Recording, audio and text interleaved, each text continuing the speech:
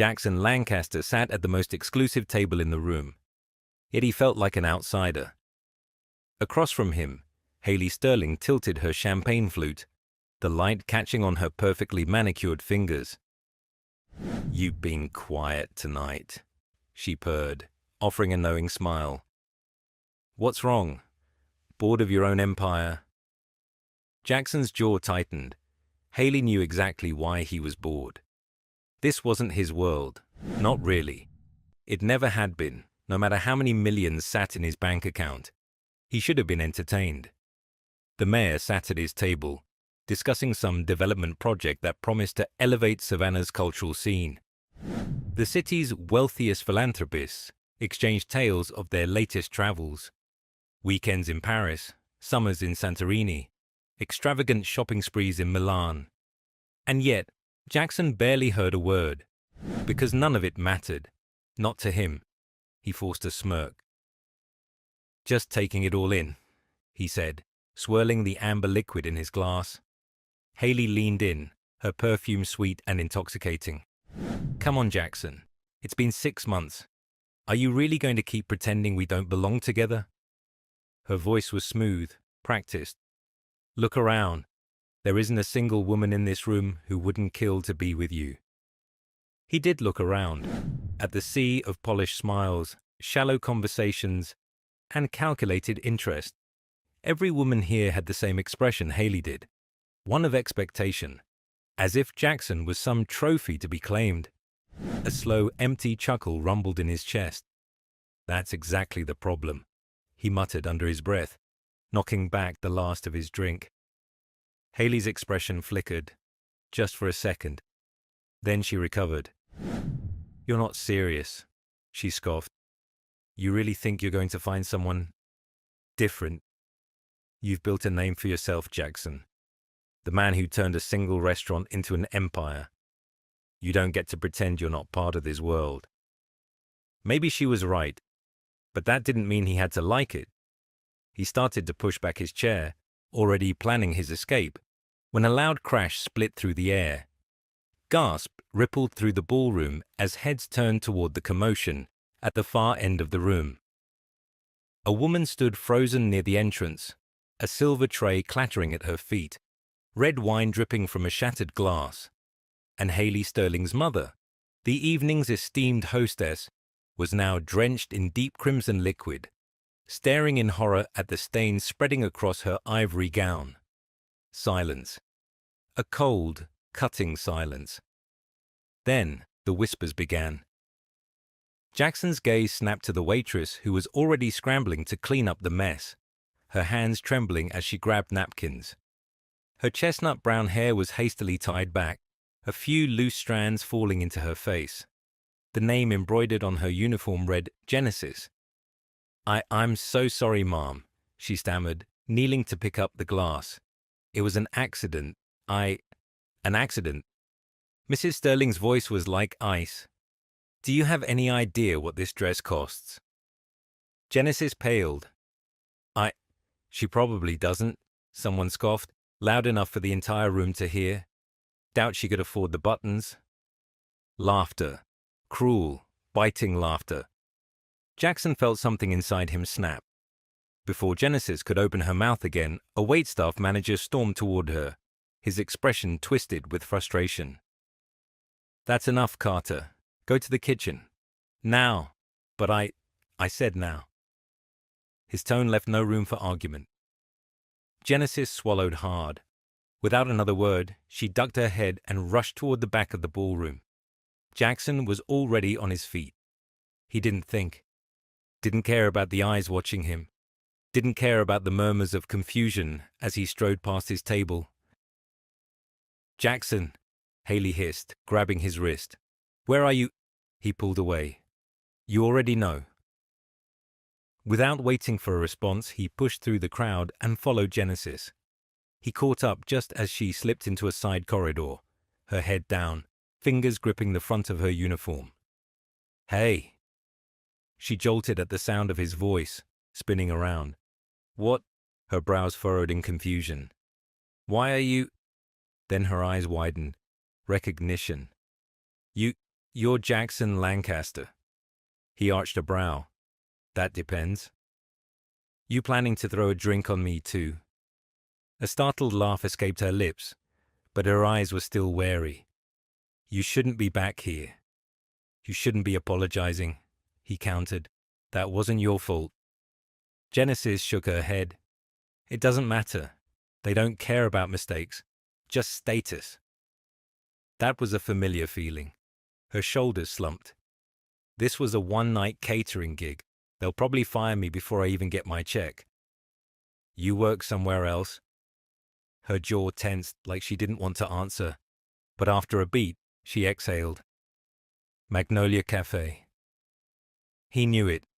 A small, no-frills diner in Savannah's historic district, known for its home-cooked meals and loyal customers. A place he used to go before he became Jackson Lancaster. Something about that made him pause. Carter, he murmured, glancing at her uniform again. Genesis Carter. A flicker of something unreadable passed through her gaze. That's me. He could tell she wanted him to leave it alone, but he wasn't going to. Instead, he did something that surprised even himself. I need a new chef, he said casually. Genesis blinked. What? I need a chef, and something tells me you'd be better at it than half the people in my kitchen. She let out a disbelieving laugh. So you follow me out here and your first thought is to hire me? Why not? Jackson leaned against the wall, arms crossed. You're not like anyone else in that room. Genesis stared at him for a long moment. Then, with an almost amused expression, she exhaled. That's not a compliment, is it? It is, he said simply. Something flickered in her eyes again. Something hesitant, curious. Then, she shook her head. Thanks, but no thanks. I already have a job. Jackson smirked. That's what you're going with? She rolled her eyes. I don't work for rich men with control issues. He let out a slow chuckle. You have me all figured out already? Pretty much. Jackson should have walked away. Should have let her go. But he didn't. Instead, he pulled a sleek black card from his wallet and held it out. In case you change your mind. Genesis eyed the card, then him. Slowly she took it, turning it over between her fingers. She didn't say anything. She didn't have to. Jackson knew this wasn't the last time they'd see each other. The neon sign of Magnolia Cafe flickered against the humid Savannah night, casting a soft glow over the quiet street. Inside, the scent of fresh biscuits and coffee lingered, mingling with the low hum of conversation. The place was winding down for the evening, with only a handful of late-night regulars still seated in the vinyl booths. Genesis Carter stood behind the counter, refilling the sugar dispensers with mechanical precision. Her hands worked fast, but her mind was elsewhere. Specifically, on the sleek black card burning a hole in her apron pocket. Jackson Lancaster. She still couldn't believe he'd followed her out of that ballroom, let alone offered her a job. A millionaire restaurateur asking her, a diner waitress, to work for him. The whole thing was absurd. He had no reason to seek her out, no reason to offer her anything. And yet, he had. Genesis? She blinked, snapping back to reality. Miss Bell, the cafe's owner, stood at the register, giving her a knowing look. You've been stuck in that same spot for 5 minutes, sugar. Either that sugar dispenser is giving you life advice, or you got something heavy on your mind. Genesis forced a laugh, shaking her head. Just tired. Miss Bell wasn't buying it. She never did. You're a terrible liar, she said, drying her hands on a rag. What's his name? Genesis hesitated, but before she could answer, the cafe door swung open, sending a gust of cool night air rushing inside. Her heart stopped, because there, standing in the doorway like he belonged in this world, was Jackson Lancaster. The entire diner fell silent. Not because anyone recognized him. Most people in this part of town didn't brush shoulders with Savannah's elite, but because he stood out like a misplaced puzzle piece. dressed in a tailored charcoal grey suit, top button undone, sleeves casually rolled up. Jackson looked effortlessly powerful, like a man who never heard the word no.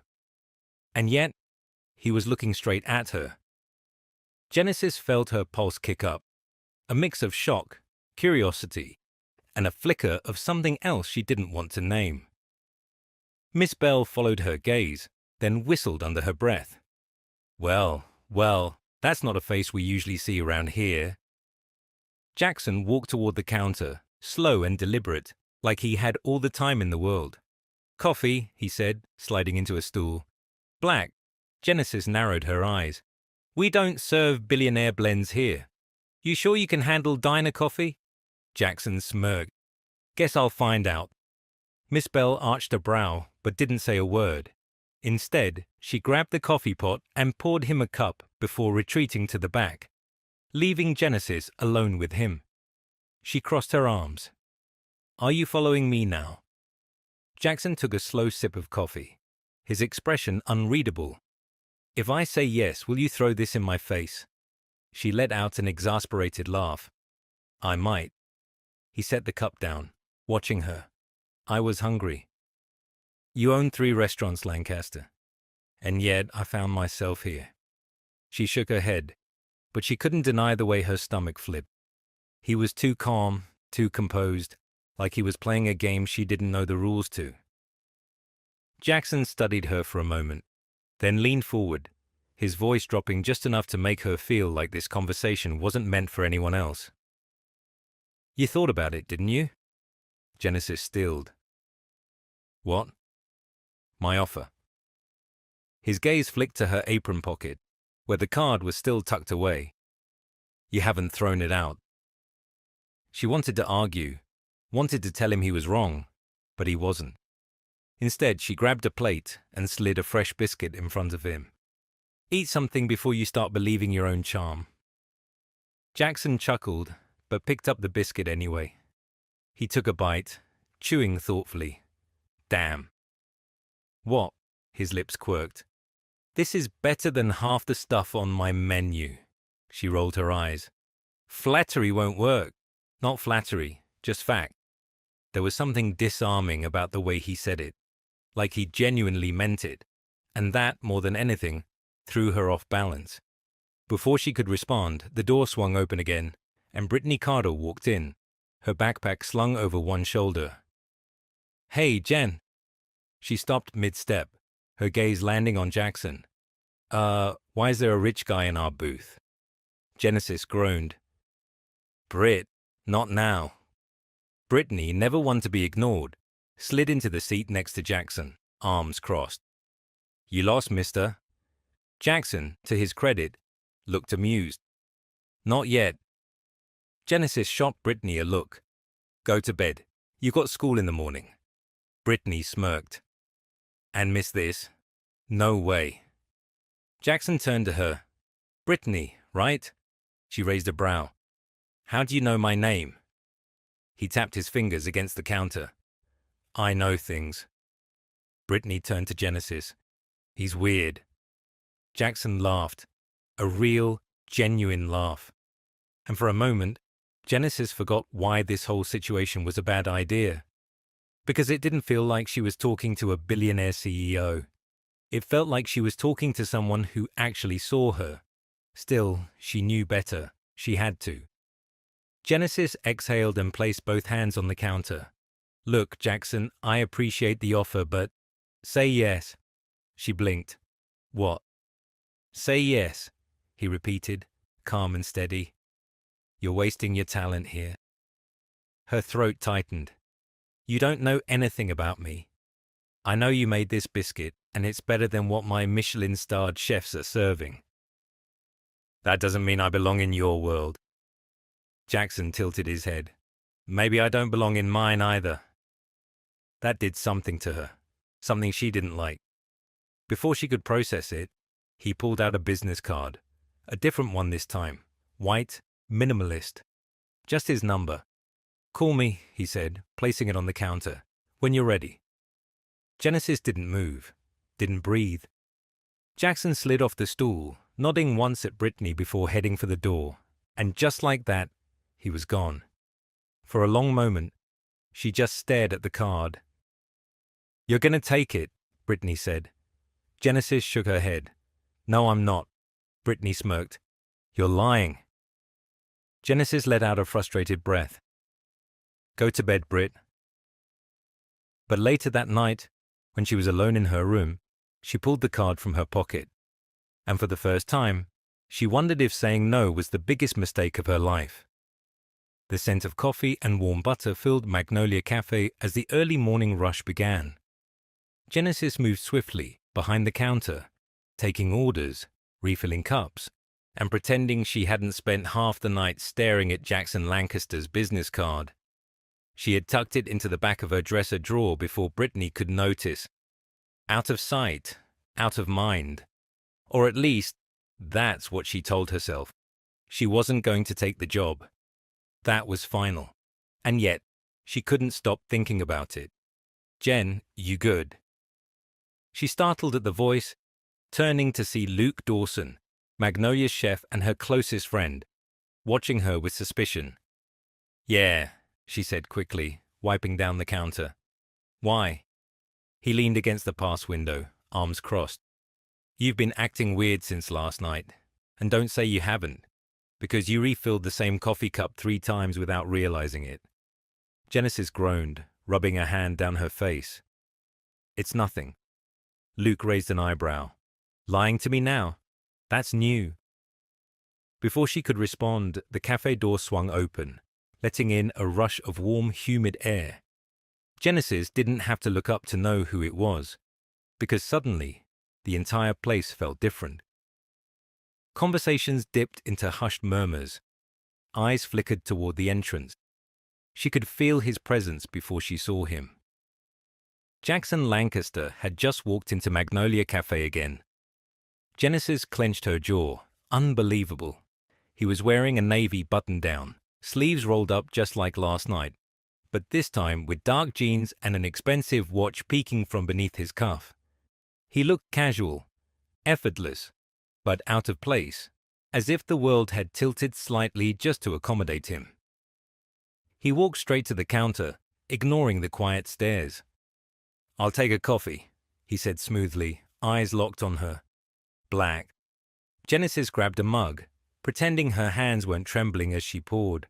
She slid it in front of him. "You know, for a man who owns 3 high-end restaurants, you sure do slum it at diners a lot." Jackson smirked. "Maybe I like the company." Luke stepped beside her, arms still crossed. "That's so." Jackson glanced at him briefly, then back to Genesis. "I don't like repeating myself." Genesis huffed out a laugh. "You don't like hearing no either, do you?" His smirk didn't fade. "I prefer negotiating." Luke frowned. What's he talking about? Genesis didn't answer, but Jackson did. "I offered her a job." Silent. Luke turned to her, eyes narrowing. "And you didn't think to mention that?" Genesis sighed. "Because I already turned him down." Jackson tilted his head. "Not officially. I ignored your card, but you didn't throw it away." She hated how easily he read her. Luke stepped forward, voice firm. "She's not interested." Jackson barely looked at him. "She can speak for herself." Genesis felt heat rise to her cheeks. She hated how the air between them had thickened, how Luke's protective stance was starting to make this feel like something it wasn't. She exhaled, gripping the counter. "Look, Jackson, I appreciate the offer, but my life doesn't fit in your world." His eyes softened, just slightly. "What if I told you mine doesn't either?" Something about the way he said it made her chest tighten. But before she could respond, Haley Sterling walked into the cafe. Genesis felt her stomach drop. Dressed in a cream silk dress and designer heels, Haley looked as though she'd never stepped foot in a place like Magnolia. She took one glance around, lip curling slightly, before striding over to where Jackson sat. "Well," she drawled, resting a manicured hand on his shoulder. I was hoping to find you somewhere normal, but here you are." Jackson barely reacted. "Haley," she flashed a tight smile, "you missed a board meeting this morning." "I was busy." Her eyes flickered toward Genesis. A slow, assessing glance that said everything without saying a word. Genesis clenched her fist behind the counter. She knew that look. It was the kind of look that said, "You don't belong here." Haley tilted her head at Jackson. "Are you really slumming it at a diner for coffee?" Jackson leaned back slightly. "And good company." Haley's lips twitched, just slightly. "How charming." Then, to Genesis, "So you're the one everyone's whispering about?" Genesis frowned. "Excuse me?" Haley let out a soft, practiced laugh. "Oh, sweetheart, you didn't think you'd get involved with Jackson Lancaster and people wouldn't talk, did you?" Genesis froze. Involved. Her eyes snapped to Jackson, waiting for him to correct her. To say something. Anything. But he didn't, which meant Haley was saying this on purpose. Genesis let out a short breath. "I don't know what you think is happening, but I'm not involved with Jackson." Haley gave a pointed smile. "Oh, darling, you don't have to explain anything to me." Her tone was too sweet, too polished. The way rich women spoke when they wanted you to know they were better than you. Genesis had seen 100 Haleys before. Women who only saw value in power and money. Women who thought anything outside their world was small, insignificant, and she refused to be one of them. She straightened, forcing a neutral expression. "I think you should take your coffee to go, Lancaster." For the first time, something flickered across Jackson's face. Haley, however, looked triumphant. Genesis didn't care. She turned on her heel and walked straight into the kitchen, leaving them both behind. Later that night, Genesis paced her bedroom, fingers tightly gripping Jackson's business card. She had spent the whole day furious, at him, at Haley, at the fact that she cared at all. She should have thrown the card out the second he walked into that cafe, but now she couldn't stop thinking about it. Thinking about his eyes when Haley spoke for him. Thinking about how, for the first time, he actually looked affected by her rejection. She shouldn't call. She wouldn't call. The card was already in her hand. Before she could talk herself out of it, she grabbed her phone and dialed the number. It rang twice. Then, Genesis. His voice was smooth, unsurprised, like he'd been expecting her. She closed her eyes, exhaling. "I'm not saying yes." There was a pause, then a slow, amused chuckle. "You just called me, Carter. That's not a no." The late-night air was thick with the scent of jasmine and rain-soaked pavement as Genesis gripped her phone tighter, pressing it closer to her ear. The steady hum of Jackson's voice on the other end sent an unwanted shiver down her spine. "You just called me, Carter. That's not a no." Genesis let out a slow, measured breath, pacing the narrow space of her bedroom. "It's not a yes either," she shot back. There was a pause. Then the faintest hint of a smirk in his voice. "You're still thinking about it." She hated that he was right. Hated even more that he knew he was right. Her fingers curled around the edge of her dresser. "I called to tell you that whatever you think is happening between us, it's not." Jackson's low chuckle sent heat creeping up her neck. Who said anything was happening? Genesis closed her eyes, cursing herself for even engaging in this conversation. He was playing with her, and she knew it. "I have a job," she said firmly, "and I like my job. You like waking up at dawn, serving coffee to people who leave pennies for tips, and running yourself into the ground just to keep your head above water."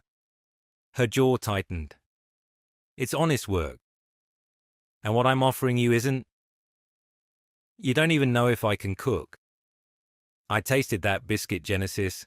You know how many chefs I've fired in the last 6 months?" She swallowed. "I don't care."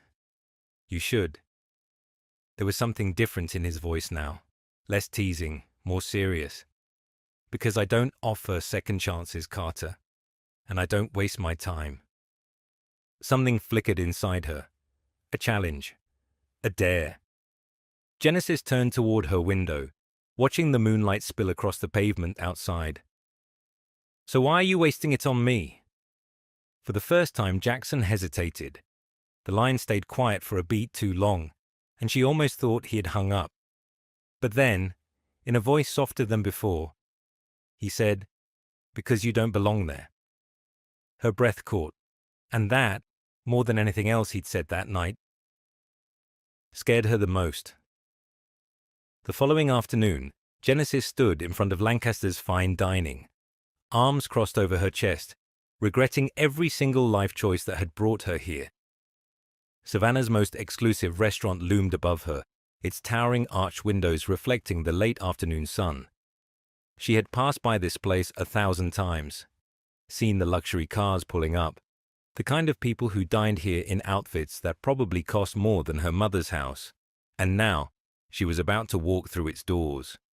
She should leave, right now, walk away and never look back. But before she could, the glass doors swung open.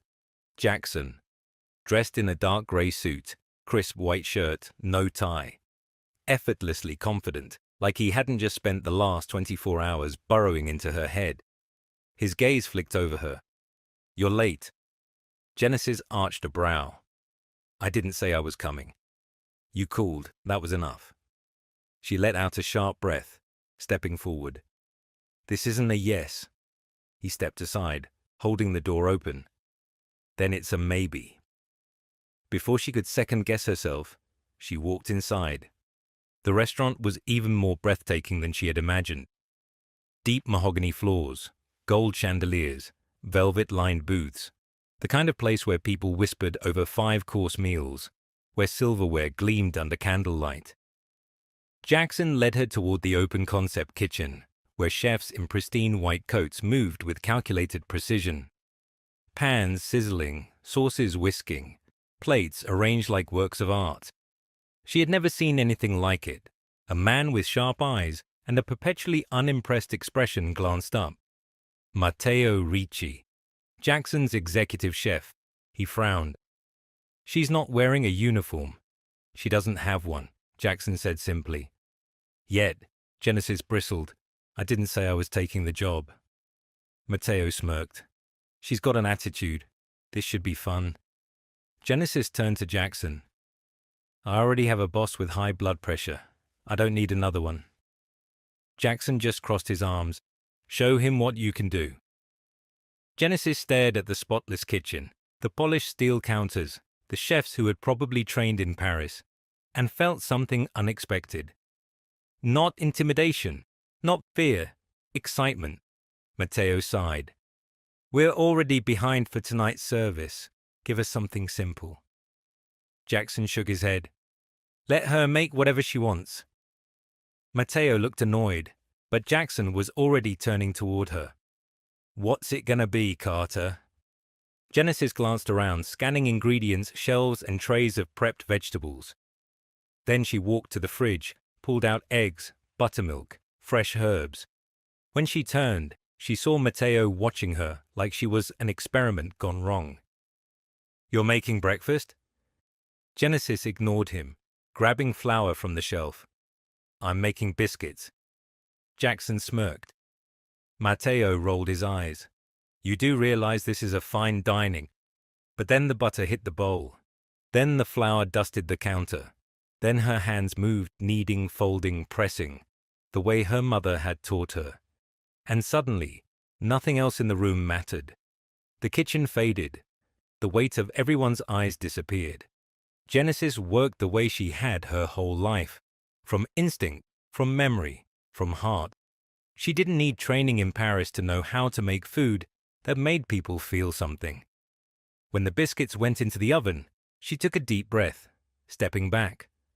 Matteo looked unimpressed.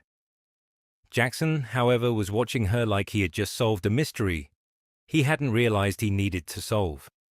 15 minutes later, she pulled out the flaky, golden brown biscuits, the scent of butter and rosemary filling the air. She placed them on a plate, drizzling a honey glaze on top, before sliding it toward Matteo. He didn't speak, didn't react. Just took a bite, chewed, paused. Then, slowly, he set the biscuit down.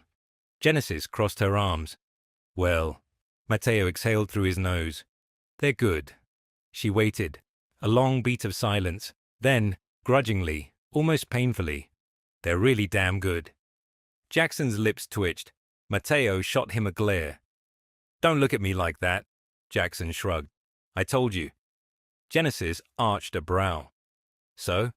Matteo sighed, rubbing his temples. Then, grumbling under his breath, fine, she can stay. Something inside Genesis thrilled at the words, but she kept her expression neutral, tilting her head at Jackson. This still isn't a yes. Jackson smirked. Of course not. But they both knew. She was already in. The kitchen at Lancaster's was nothing like Magnolia Cafe. It was fast, unforgiving. Every second mattered. Genesis barely had time to breathe. She had officially started 3 days ago, and in that time, she'd learned 2 things. 1. Matteo, the head chef, was impossible to please. 2. Jackson Lancaster was watching her, always. She felt it every time she moved through the kitchen. His gaze, sharp and calculating, as if he was waiting for her to prove him right. Or prove him wrong.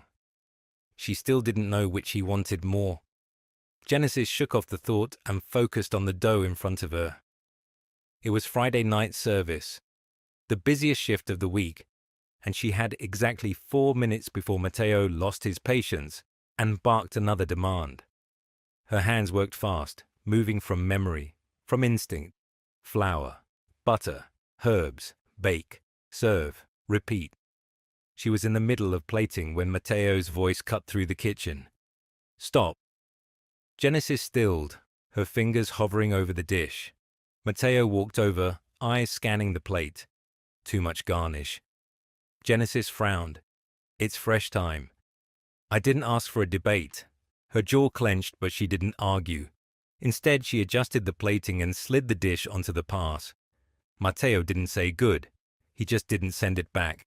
That was the closest thing to approval she was going to get. She exhaled, stepping back just as Jackson walked into the kitchen. The room shifted instantly. Every chef straightened, movements tightening. Jackson Lancaster might own the restaurant, but he rarely stepped into the kitchen during service, which meant something was about to happen. Genesis wiped her hands on her apron, pretending she wasn't hyper-aware of him standing so close. Matteo, Jackson said smoothly, his voice cutting through the noise like a blade. How's she doing? Matteo barely glanced up from the plates. She listens. That's more than I can say for most of these idiots. Jackson smirked. I'll take that as a compliment. Matteo grumbled something under his breath before turning back to the grill. Genesis felt Jackson shift closer. So? His voice was lower now, just for her. How's your first week? Genesis kept her focus on the counter, refusing to look at him. I don't have time for small talk. Then let's make it big talk. She sighed. Jackson, I'm serious. He leaned against the counter, arms crossed. Are you adjusting? She rolled her eyes but couldn't hide the flicker of amusement. I don't need you checking in on me. I disagree. She finally turned, narrowing her eyes.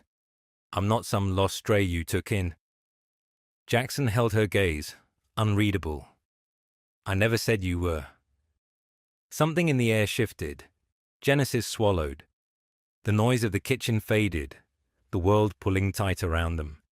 For a second, just 1 second, she forgot where she was. Forgot why she'd even walked into this job in the first place. Then Matteo's voice broke the spell. Lancaster. Jackson blinked, turning toward him. We're slammed. If you're done flirting, get out of my kitchen. Genesis felt her entire body freeze. The room went silent. Then, Jackson laughed. Actually laughed. It wasn't a soft chuckle. It was full, amused, and completely unbothered. I'll leave when I'm ready, Jackson said, smirking. Matteo snorted but didn't argue. Genesis, however, was mortified. The second Jackson turned back to her, she hissed, "You think this is funny?" His smirk didn't fade. "You don't? You're distracting me." He tilted his head. "You sure it's me that's the distraction?" She narrowed her eyes. His smirk deepened. Before she could fire back, Mateo barked another order, snapping her back to reality. Jackson stepped away, hands in his pockets. "Carry on, Carter." And then, just like that, he was gone. Genesis exhaled, pulse still racing. She had just made one major mistake. She had let Jackson Lancaster get into her head. Later that night, Genesis was the last one to leave. The restaurant was quiet now, the chaos of service long gone. She stepped into the cool night air, rolling her shoulders. Her entire body ached. She had just started walking toward her car when she noticed a familiar figure standing by the curb. Jackson, of course. He was leaning against his sleek black Audi, phone in hand, waiting. Genesis slowed, stopping a few feet away. "You stalking me now?" He barely looked up. "You were the last to leave?" She folded her arms. "And?" His gaze flicked to her, "And I was waiting." Her stomach flipped. She didn't know what to do with that. Jackson pushed off the car, stepping closer. "You hungry?" Genesis hesitated. "Why?" He shrugged. "I don't feel like going home yet." She stared at him, waiting for the catch. There had to be one. There was always a catch with men like him, but all he said was, "Come on, Carter." One meal. And the worst part? She wanted to say yes. The neon glow of Savannah's dockside seafood shack flickered against the night sky, casting soft reflections over the water. It was past midnight, and the restaurant was nearly empty. Just a few fishermen nursing beers at the counter, the sound of distant waves breaking the silence. Genesis sat across from Jackson Lancaster, arms folded, eyeing him warily as he leaned back in the weathered wooden booth. "I still don't know why I agreed to this." Jackson smirked, reaching for the hot sauce. "Because you were hungry." She scoffed. "You just assume I have no self-control." He tipped the bottle over his plate, dousing his oysters in spice. "You agreed to dinner with me, didn't you?" Genesis rolled her eyes, but the corner of her mouth twitched. She hated that he could pull a reaction from her so easily. She glanced down at the battered shrimp and grits in front of her. The scent warm and familiar. This place was a far cry from Lancaster's fine dining. Here, there were no white tablecloths, no hushed tones. Just the smell of fried seafood, the occasional yell from the kitchen, and the sound of an old jukebox crackling in the background. She liked it. "Didn't peg you for a place like this," she admitted, taking a bite. Jackson raised an eyebrow. "What did you peg me for?" She gestured vaguely. 5-star steakhouse, private chef, caviar at 2 a.m. His smirk deepened. "I hate caviar." Genesis scoffed. "Of course you do." Jackson leaned forward slightly, resting his elbows on the table. "What about you?" She paused mid-bite. "What about me? What's the dream, Carter?" He gestured around the shack. "You planning on working at my restaurant forever?" Genesis exhaled, stirring the grits with her spoon. "It's a job." "That's not an answer." She glanced up, meeting his eyes. They weren't just watching her. They were studying her. It unsettled her. Genesis put down her fork. "I don't have time for dreams, Jackson. I have Brittany. I have bills. I have a house that's falling apart faster than I can fix it." She shook her head. "Dreams are for people who have room to fail." A beat of silence. Then, "You don't believe that." Her jaw clenched. "What do you know about my life?" Jackson didn't look away. "I know you don't belong at Magnolia Cafe." Genesis exhaled through her nose. "And you don't belong in that tuxedo you wore at the gala. But here we are." Jackson stilled. Something flickered in his expression. Something almost vulnerable. And that, more than anything, caught her off guard. She expected him to deflect. to smirk, to tease, to change the subject. But instead, he leaned back in his chair, fingers tapping lightly against his glass. "You're not wrong." Genesis frowned. "What?" "I don't belong in that world." He looked past her, out toward the docks, his voice quieter now. "But I built it anyway." She studied him, her own curiosity catching up with her. "Why?" Jackson's gaze flickered back to her, a slow smirk forming. "Now that's a conversation for another night." Genesis rolled her eyes. "Right, of course." The waitress approached, dropping the check between them. Genesis instinctively reached for it, but Jackson beat her to it, sliding his black metal card across the table. She glared at him. "I could have paid."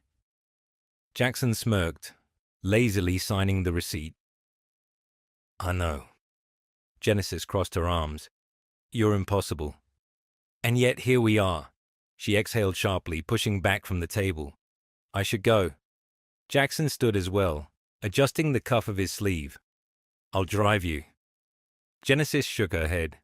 "I drove myself." He smirked. "And yet here I am." She narrowed her eyes. "Stop doing that." "Doing what?" "Acting like I can't resist you." Jackson grinned, and she hated that it was a good one. "Can you?" She let out a slow breath. "Good night, Lancaster."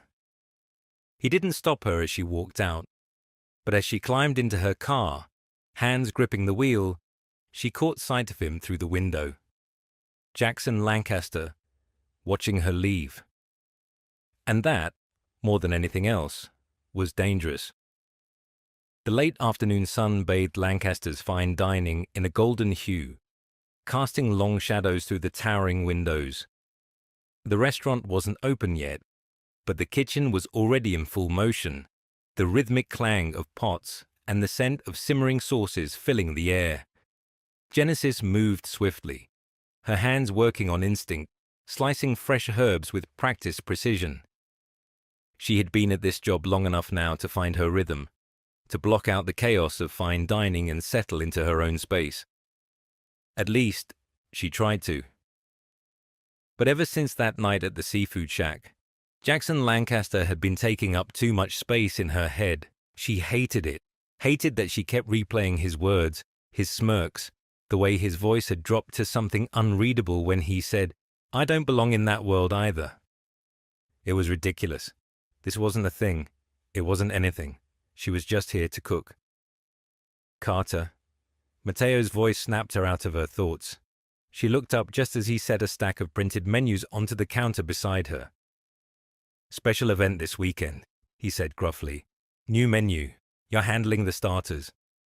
Genesis wiped her hands on her apron and grabbed one of the menus, scanning the elegant font. And then her stomach dropped. The Sterling Foundation polo match. Her fingers tightened around the paper. Of course Haley Sterling would find a way to slither back into this. She should have known. She exhaled sharply and set the menu back down. "Got it." Mateo eyed her. "You good?" She forced a nod. "Yeah, fine." He didn't look convinced, but he didn't push. "Good, because I don't have time for distractions." Neither do I, she thought bitterly, but the universe clearly didn't care. That evening, Genesis stood outside Lancaster's, arms crossed, debating whether she had the energy to deal with what was coming. Because he was waiting for her, Jackson. Leaning against the sleek black Aston Martin, sleeves rolled up, watching her like he already knew something was wrong. Of course he did. She took a slow breath, pushing past the unwelcome warmth creeping up her neck, and walked toward him. "You knew." Jackson arched a brow. "Knew what?" She tossed the menu at him. He caught it effortlessly, glancing down before meeting her gaze again. "The Sterling event," she clarified, folding her arms. "You knew I'd have to cook for her." His expression didn't change. "It's just another event." Genesis scoffed. "Don't insult me." Jackson exhaled and stepped closer, just enough that she could feel the shift in energy between them. "She's nothing, Genesis." The way he said her name made something in her chest tighten. She shook her head, forcing herself to focus. You really don't get it, do you? She's not just nothing. She's everything that made me feel like I don't belong in this world. Jackson's jaw tensed. And do you? She blinked. What? Do you feel like you belong here? Her throat went dry. Because the truth, she didn't know. Before she could answer, Jackson's phone buzzed. He pulled it out, glanced at the screen and sighed. Let me guess, Genesis muttered. Haley. Jackson didn't respond immediately. Then, with a slow exhale, he said, She's been asking me to meet her. Genesis felt something sharp lodge itself in her ribs. She shouldn't care. She didn't care. But the words still felt like an anchor sinking in her stomach. Well, she said, forcing a neutral tone. Looks like you have plans then. Jackson's eyes flicked up, studying her for a moment too long. Then, without a word, he silenced the call and slid the phone back into his pocket. Genesis swallowed. Jackson tilted his head. What were you saying? She hated him. She hated how effortlessly he made her breath catch, how easily he unsettled her. But most of all, she hated that she couldn't look away. After a long pause, she exhaled sharply. I have work to do. Jackson smirked. Then you better get to it, Carter. And as she turned and walked back inside, she knew one thing for certain. This wasn't over, not by a long shot. The scent of seared rosemary and citrus filled the kitchen of Lancaster's. But Genesis barely noticed. Her hands moved with precision, rolling, kneading, cutting. But her mind was elsewhere. The Sterling Foundation polo match was tomorrow. And Jackson Lancaster had ignored Haley's call right in front of her. Genesis scowled at the thought. It didn't mean anything. It shouldn't mean anything. Jackson was a businessman, calculated, methodical. He played chess while the rest of the world scrambled to keep up. Whatever he was doing with her, this attention, this game, this distraction, it wasn't real. But then why did it feel like it was? Carter. She flinched slightly, blinking up as Mateo stopped beside her, arms crossed. You good? He asked, watching her too closely. Genesis nodded stiffly. Fine. Mateo studied her a second longer, then reached for a plated dish, inspecting it with his usual unimpressed expression. The Sterling event is a big deal, he muttered. We can't afford distractions. Her jaw clenched. I'm not distracted. Mateo hummed, like he didn't quite believe her. Before she could argue, the kitchen door swung open. Every chef stilled, tension snapping into the air as Haley Sterling walked in like she owned the place. Genesis felt her entire body go rigid. Haley didn't belong in kitchens. Her world was white linens and quiet elegance, whispered deals over caviar and champagne. And yet, there she was, in a form-fitting ivory dress, standing like she was doing everyone a favor just by breathing the same air. Mateo's expression darkened. The hell is she doing back here? Haley barely spared him a glance before her gaze found Genesis. And just like that, Genesis knew exactly why she was here.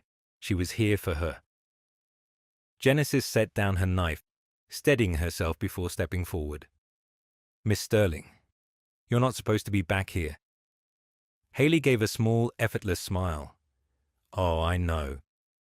But I figured since my foundation is hosting this little event, I should check on the menu personally. Mateo exhaled sharply, rubbing a hand down his face. We don't do custom orders, Sterling. Haley ignored him, still watching Genesis. I have to admit, she mused, tapping a manicured nail against her chin. When I heard Jackson hired you, I was surprised. Genesis kept her face blank. Why's that? Haley's smile was slow, deliberate.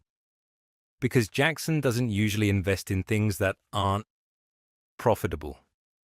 Something sharp twisted in Genesis's chest. Mateo muttered a curse under his breath. The entire kitchen was watching now, the tension like static in the air.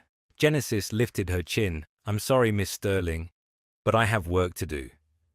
She turned, because if she stayed here a second longer, she might actually throw a spoon in Haley's direction.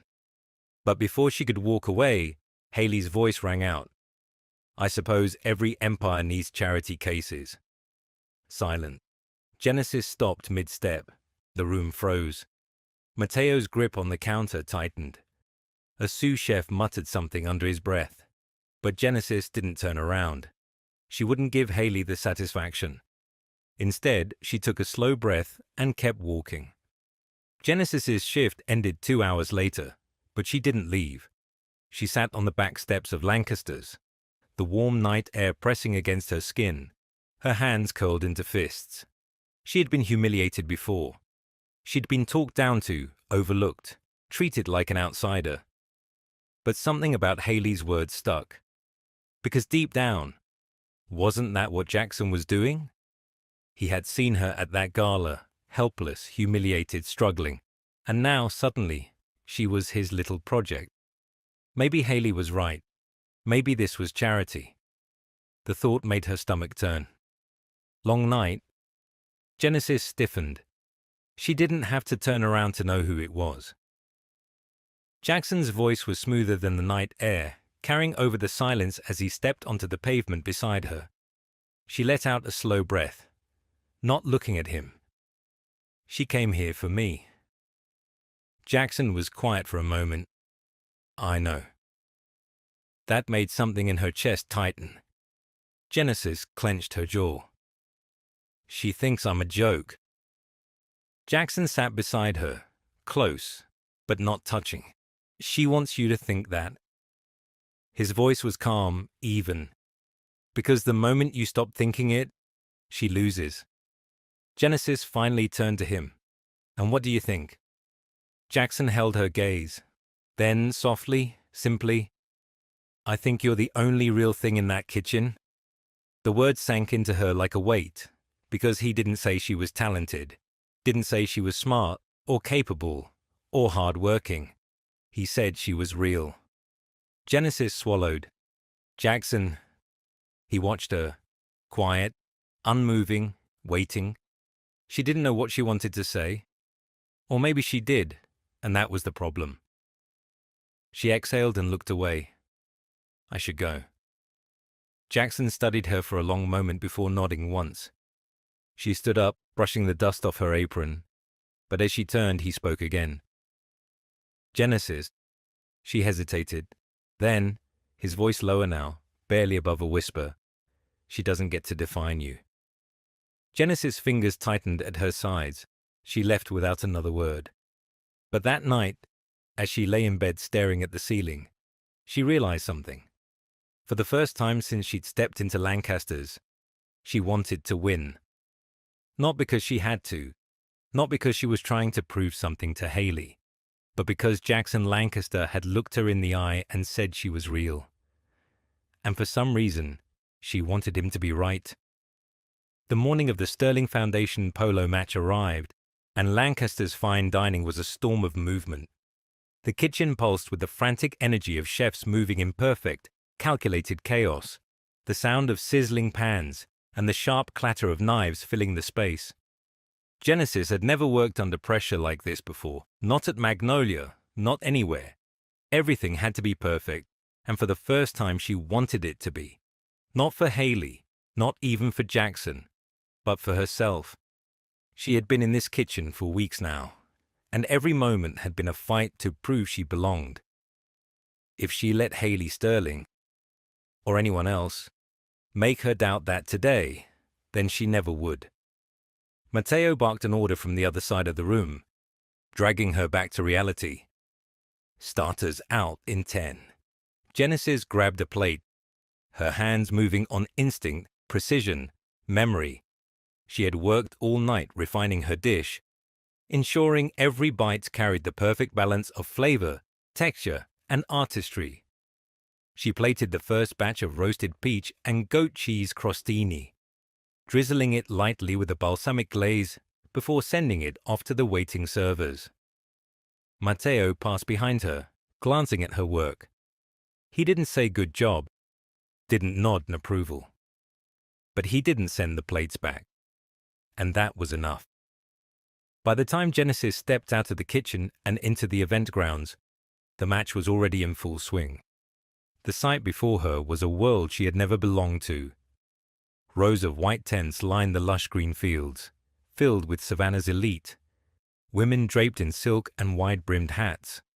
Men in tailored suits, sipping champagne under the late afternoon sun. Her stomach twisted, an old familiar tension creeping in. She didn't want to be here. She wanted to be in the kitchen, where she belonged. And then, just as she was about to turn back, she saw him, Jackson Lancaster, standing near the VIP section, his suit crisp, his expression unreadable, and beside him, Haley Sterling. Genesis froze. Haley was leaning in close, a hand lightly resting on Jackson's arm. Her laugh perfectly rehearsed, her body angled like she was staking a claim. Genesis told herself it didn't matter, it wasn't her business, and yet her hands curled into fists at her sides. She shouldn't have come outside. That was her mistake. Genesis had barely been out here for 5 minutes before a waiter from the catering staff approached, his expression tight. "There's an issue," he said, glancing at her name tag. "Are you Genesis Carter?" Her stomach dropped. "Yes." "It's about one of the dishes." Of course it was. Without another word, she followed him through the crowd, heart pounding in her chest. The second she stepped into the VIP tent, she knew. The table was filled with guests, plates half finished in front of them, and at the head of the table sat Haley Sterling, her expression poised but victorious. Genesis clenched her jaw. This was a setup, a deliberate, calculated trap. "Ah," Haley said smoothly, lifting her wine glass. "There she is." Genesis folded her arms. "What's the problem?" Haley let out a soft, practiced laugh. "I was just telling everyone how charming it is that Lancaster's is experimenting with comfort food." There was an edge to her voice, one Genesis recognized. This wasn't about the food. This was about her. Genesis forced a neutral expression. "If you have feedback on the dish, I'd be happy to hear it." Haley gave a slow, deliberate smile. "Oh, I wouldn't call it feedback." She lifted her fork, pushing the untouched crostini toward Genesis. "Go ahead," she said, her voice all honey and silk. "Try it yourself." The message was clear. Prove you belong here. Genesis' pulse roared in her ears. She should have seen this coming. Should have known that Haley wouldn't let someone like her succeed without taking a shot. And for a second, a brief, fleeting second, she considered walking away. But then, "Is there a problem?" The voice was smooth, low, and far too familiar. Genesis turned, her breath catching slightly. Jackson. He was standing at the edge of the tent, hands in his pockets, his expression unreadable. Haley's smile barely faltered. "Not at all," she said lightly. "We were just discussing the menu." Jackson's gaze flicked to Genesis, then to the untouched plate. The air tightened, and then, without breaking eye contact, he picked up Haley's fork and took a bite. The room went silent. Jackson chewed slowly, savoring the flavors. Then, after a long pause, he set the fork down and leaned in slightly, his voice calm but cutting. "I've eaten in the best restaurants in the world," he said, quietly, "and I'd still rather eat something Genesis Carter made." Genesis stopped breathing. Haley's smile finally cracked. A muscle in her jaw ticked as she exhaled sharply through her nose, reaching for her wine glass in an attempt to look unfazed. "Of course," she murmured, swirling the liquid. "You always did have a soft spot for charity work." Jackson's expression didn't change, but something in his eyes shifted. He stepped forward, closing the space between them, his voice just for Haley now. "Careful," he said softly. "You're getting desperate." The words landed hard, sharp, deliberate, and for the first time, Haley had no response. Genesis stared at him, something unreadable twisting in her chest. Jackson's gaze flickered back to her, steady, unwavering. He had done that for her. He didn't have to, but he did. And now, standing there, in a room where she was never meant to belong, Genesis realized something. She wasn't going anywhere. Not for Haley. Not for Jackson. But for herself. Because for the first time in her life, she wanted to fight for something that was hers. And she wasn't going to let anyone take it away. The scent of freshly baked crostini still clung to Genesis's hands as she stepped out of the Sterling Foundation polo match tent, her heart pounding a little too fast. The sun hung lower in the sky, casting golden streaks across the manicured grass, but all she could hear was Jackson's voice. I'd still rather eat something Genesis Carter made. He hadn't just defended her cooking, he had made a statement, a public one, in front of the kind of people who could ruin reputations with a single whispered conversation. And the way he had looked at her. Genesis exhaled sharply, running a hand through her hair. This was getting dangerous. You're thinking too hard, a voice said behind her. She turned to see Mateo, arms crossed, watching her with his usual unimpressed expression. That was a disaster, she muttered, rubbing her temples. Mateo snorted. That was nothing. Sterling thought she could embarrass you, and she failed. You should be celebrating. Genesis shot him a look. I don't celebrate being someone's pawn in a power game. Mateo tilted his head slightly. And Lancaster. Is he playing a game with you? She stiffened. That's different. He studied her for a long moment before shaking his head. You keep telling yourself that, Carter. She opened her mouth to argue, but before she could, a shadow crossed her vision. Jackson. Walking toward her, hands in his pockets, expression unreadable. Mateo glanced between them and let out a low breath. And that's my cue to get back to the kitchen. Don't do anything stupid, Carter. Genesis barely had time to glare at him before he disappeared into the tent. Now, it was just her and Jackson. The air between them felt different now, charged, unspoken. He stopped a few feet away, his gaze steady. You okay? She let out a dry laugh. You mean after being publicly tested like a school project? Jackson smirked. You passed. Genesis crossed her arms. That's not the point, Jackson. Then what is? She exhaled, frustration knotting in her chest. You keep stepping in, fixing things, fighting my battles. What happens when you're not there? His smirk faded. Good. Maybe he'd finally understand. I don't need you to rescue me, she said, voice softer now. I need to do this on my own. For a long moment, he didn't say anything. Then, slowly, he took a step closer. You really think I don't know that? Her breath caught. Jackson's voice was lower now, quieter. I know exactly who you are, Genesis. I know you don't need me to fight your battles. His gaze flickered over her face, searching. But I want to, he admitted.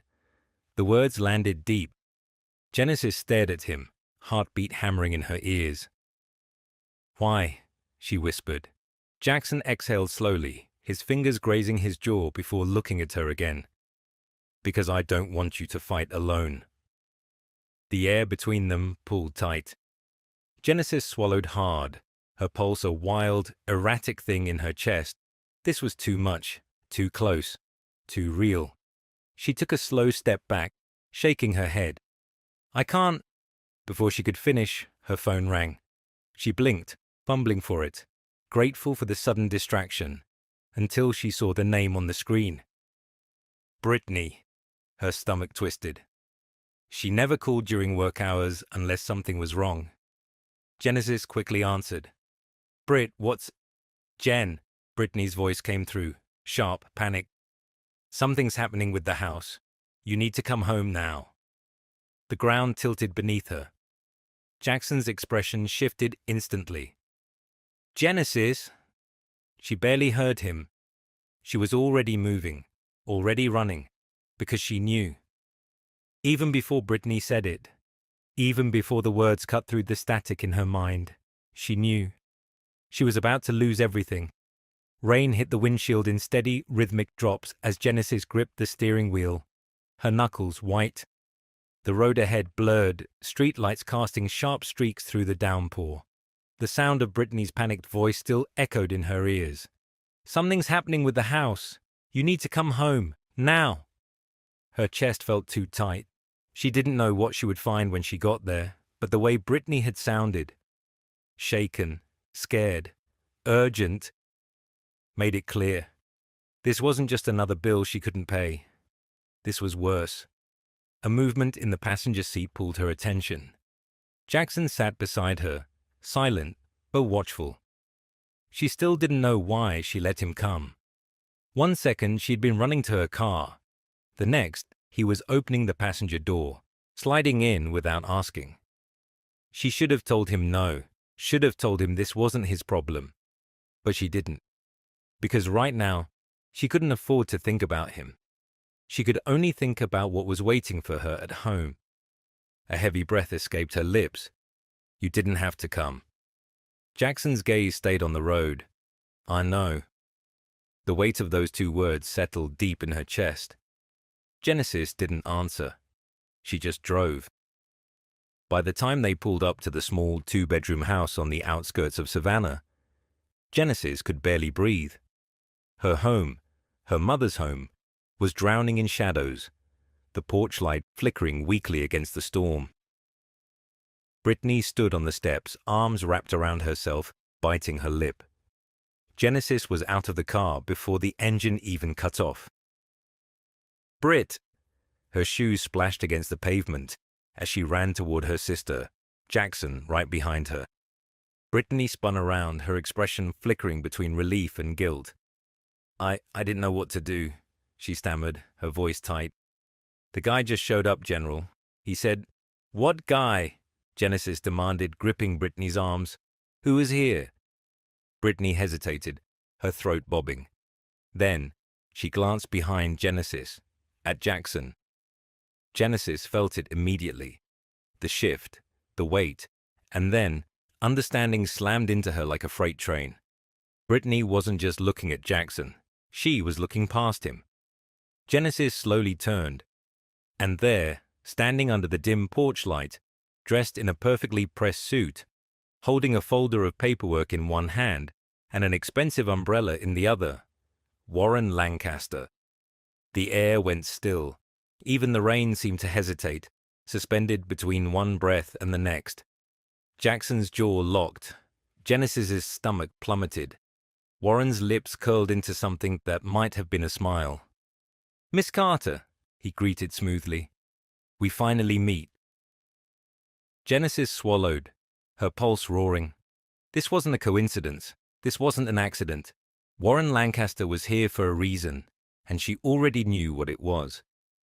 Jackson stepped forward, his voice sharp. "What the hell are you doing here?" Warren didn't even look at him. His eyes stayed on Genesis. "I assume Brittany told you," he said casually, adjusting the cuff of his sleeve. "Your time is up, Miss Carter." Genesis's breath hitched. "Number no. Her hands curled into fists. "You're lying." Warren sighed, opening the folder. "You've been behind on your payments for months. The bank has finished waiting. This property has officially been transferred to—" "Don't." Genesis cut him off, her voice shaking. She couldn't hear it, couldn't listen to the words that would take away the only home she had left. Warren tilted his head, watching her with mild curiosity, like he was observing something inevitable. "You must have known this was coming," he said, not unkindly. "Delinquent payments, stagnant income, a sister to provide for. You've been holding on to something that was never meant to be yours forever." Genesis's heart slammed against her ribs. Her throat burned, but she refused to break. Not in front of him. She lifted her chin. "You don't know anything about me." Warren studied her for a long moment. Then, he finally glanced at Jackson. "Does she know?" he asked mildly. Jackson's posture stiffened. Genesis frowned. What? Warren exhaled, shaking his head. Of course not. You wouldn't tell her, would you? Genesis's stomach twisted. Tell me what? Jackson's silence was too loud. Something was wrong. She could feel it. Warren's gaze flicked back to her. Lancaster's is expanding, he said, smooth and deliberate. Jackson just finalized a deal for the next location. Genesis blinked, confusion knotting in her chest. And, she snapped, what does that have to do with my house? Warren's smirk was slow, amused. You mean you don't know? He took a step forward, lowering his voice just enough to feel like a secret. He bought this block, Miss Carter. The world tilted. Genesis felt the air leave her lungs. No, that wasn't. Her eyes snapped to Jackson. He was silent. Her pulse thundered. You didn't, she whispered, shaking her head. Tell me you didn't. Jackson's jaw was tight, his shoulders stiff, but he didn't deny it. He didn't say no. That was all the answer she needed. Genesis staggered back. She felt like she was drowning, like the last few months had been a carefully constructed illusion, and she had just seen the truth for the first time. Everything, the job, the offer, the help, hadn't been about her. It had been about this, her home, her life. Her hands shook. Brittany, she choked out. Go inside. Jen, go! Her voice cracked. Brittany hesitated, then turned and fled into the house. Now it was just her, Jackson, and the man who had just ripped her world apart. Warren sighed, clicking the folder shut. I'll leave you to it then. Then, without another word, he stepped back into the rain, disappearing into a waiting black car. Silence. Genesis stood frozen, her entire body numb. Jackson took a step toward her. Genesis, don't. Her voice came out raw, hollow. Jackson stilled. Genesis lifted her eyes, burning, furious, shattered. I trusted you. Jackson's expression cracked. She shook her head, tears threatening to spill. I was stupid enough to believe you saw me as more than some problem to fix. Jackson exhaled sharply. It wasn't like that. Then what was it? She whispered. His jaw clenched, but he didn't have an answer. Genesis swallowed the lump in her throat, stepping back. I don't need your help, Jackson. Her voice wavered. I never did. And then, before he could say another word, she turned and walked inside, leaving him standing in the rain. The rain pounded against the windows, the steady rhythm filling the silence of the house. Genesis sat on the couch, staring at the eviction notice in her trembling hands. The paper felt too thin, too light for something so heavy. Across the room, Brittany sat curled into herself, knees pulled to her chest, eyes red from crying. Neither of them spoke. Because what was there to say? Their home, the one thing Genesis had fought so hard to keep, was slipping through her fingers. And Jackson. She squeezed her eyes shut, willing away the sting in her chest. She had been stupid, so unbelievably stupid. She should have known, should have seen it coming. All this time, she thought she had been building something real at Lancaster's. Thought Jackson had seen her as more than a project, more than a charity case. But in the end, he had been playing a game she never even knew she was part of. A sharp knock at the door shattered the silence. Genesis flinched. Brittany's head snapped up. If that's Warren Lancaster again, I swear to... But Genesis already knew who it was. Her hands curled into fists as she stood, storming toward the door. The second she swung it open, she wasn't surprised. Jackson, standing on her porch, rain dripping from his hair, his shirt damp and clinging to his frame. His eyes searched hers, something desperate, something raw. Genesis! She slammed the door in his face. The knock came again, firmer this time. Genesis opened the door. Go away. I'm not leaving. Genesis let out a bitter laugh, pressing her forehead against the wood. Of course he wasn't. Another knock. Please. She clenched her jaw, every nerve in her body screaming at her to ignore him, to let him stand there in the rain, to let him feel even a fraction of what she was feeling. But the part of her that still wanted answers, the part that still wanted him, was louder. With a deep, shaky breath, she unlocked the door and pulled it open. Jackson stepped forward immediately, but she lifted a hand. "Don't," she warned. He stilled, tension rolling off him in waves. "Let me explain." "Explain what?" she snapped, voice sharp and dangerously close to breaking. "That I was just some problem you were trying to solve. That this whole time I was." She exhaled sharply, shaking her head. "I should have known," she whispered, more to herself than to him. Jackson flinched. "I wasn't trying to take you home." His voice was low, urgent. "I didn't know." Genesis' breath hitched. "Don't lie to me." "I'm not." His hands clenched at his sides. "I knew about the expansion, but I didn't know your house was part of the deal. That was Warren." Her stomach twisted. She wanted to believe him. God, she wanted to believe him. But trust wasn't something she could afford anymore. She swallowed hard. "Does it even matter, whether you knew or not?" His jaw tightened. "It matters to me." The words hung between them, heavy and thick. Genesis shook her head. "I can't do this, Jackson." He stepped closer. "Yes, you can." She sucked in a breath. "You don't get it. I spent my whole life fighting to keep this house, to keep Brittany safe, to prove that I don't need saving." His gaze softened, but she wasn't done. "And then you showed up," she whispered, "and I let myself think for one stupid second that you actually saw me, that you actually—" Her voice broke. Jackson moved before she could stop him. 1 second, he was standing in the rain. The next, he was in front of her, close enough that she could feel his warmth, feel the weight of everything unsaid. "I do see you," he murmured. Genesis' breath caught. He reached up, fingertips barely grazing her cheek, like he was afraid she'd pull away. And maybe she should have. But she didn't.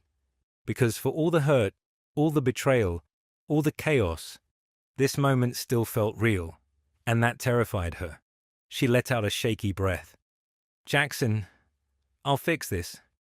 His voice was rough, like he wasn't used to making promises he wasn't sure he could keep.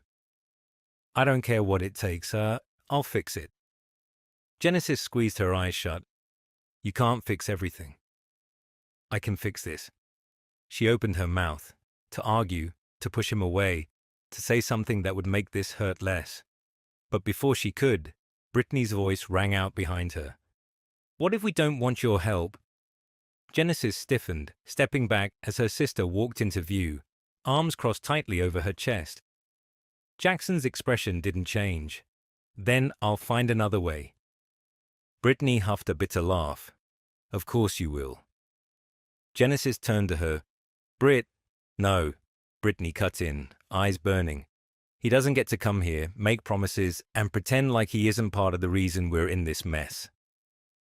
Jackson didn't flinch, didn't back down. Instead, he looked at Genesis. "Tell me you don't want my help," he said quietly, "and I'll walk away." Genesis's heart pounded. This was it.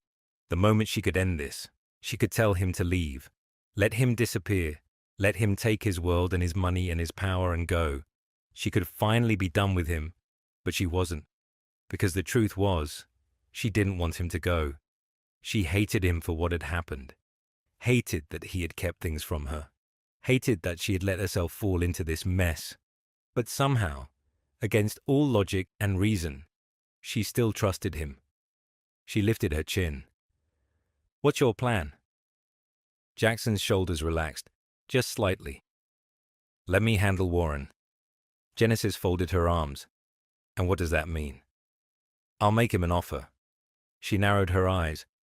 "What kind of offer?" Jackson exhaled. "The kind that makes sure this house stays yours." Silence stretched between them. Then, finally, Genesis spoke. If I agree to this, I do it my way. Jackson nodded. Your way. Brittany let out a sharp breath. Jen. Genesis looked at her sister, something steady in her gaze. We're out of options, Brit. Brittany's shoulders sagged. I hate this. Genesis swallowed. I know. She turned back to Jackson, forcing herself to ignore the way her heart was racing. One chance, she warned. You get one chance to fix this. Jackson's lips twitched, just barely. One's all I need. Genesis wasn't sure if that was a promise or a warning, but either way, there was no turning back now. The scent of coffee lingered in the air, but Genesis hadn't taken a sip. She sat at the small kitchen table, her fingers lightly tracing the rim of the ceramic mug, her mind a tangled mess of thoughts. Across from her, Brittany was silent, arms folded tightly across her chest. The tension between them had settled into something heavy, something neither of them knew how to shake off.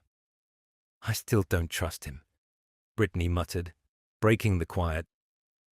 Genesis exhaled, rubbing a hand down her face. I know. You shouldn't either. Genesis swallowed. I don't. It was half a lie, because even now, even after everything, a part of her still did, and she hated that. The soft hum of an engine outside made Brittany sit up straighter, her lips pressing into a thin line. Guess Prince Charming's here. Genesis ignored her and stood, her pulse kicking up as she made her way to the front door. Jackson was waiting. He leaned against his car, dressed in his usual effortless confidence, sleeves rolled up, tie loosened. But there was something in his posture, something different, tension, a weight he wasn't bothering to hide. Genesis folded her arms. Tell me you have good news. Jackson pushed off the car, stepping closer. I have a meeting with Warren in an hour. Her stomach twisted. And I know how to make him take the deal. Genesis studied him. She could read people. She had spent her whole life watching body language, searching for the truth beneath the surface. And right now, Jackson Lancaster was holding something back. What's the catch? She asked quietly. Jackson's jaw ticked. The deal will cost me. Genesis frowned. Cost you what? He hesitated, just for a second. But that second was long enough. She took a slow step forward. Jackson. His throat bobbed. Warren doesn't do favors. If I want him to walk away from your house, I have to give him something bigger. Genesis's stomach dropped. What are you giving him? Silence. Then, Jackson exhaled. My stake in Lancaster's. The world tilted. Genesis stared at him, her mind struggling to process the words. What? Jackson's voice was calm, steady, like he had already made peace with it. He wants control. If I step back, he'll take the offer and leave your house alone. Genesis felt like she was breathing through water. This restaurant, his empire, was his life, and he was willing to give it up. For her. Her fingers curled into fists. No. Jackson arched a brow. No? You can't do this. I can. She shook her head, voice wavering. Jackson, this is your entire career. His lips tugged into a small, humorless smirk. And you were willing to walk away from yours. Genesis' breath caught.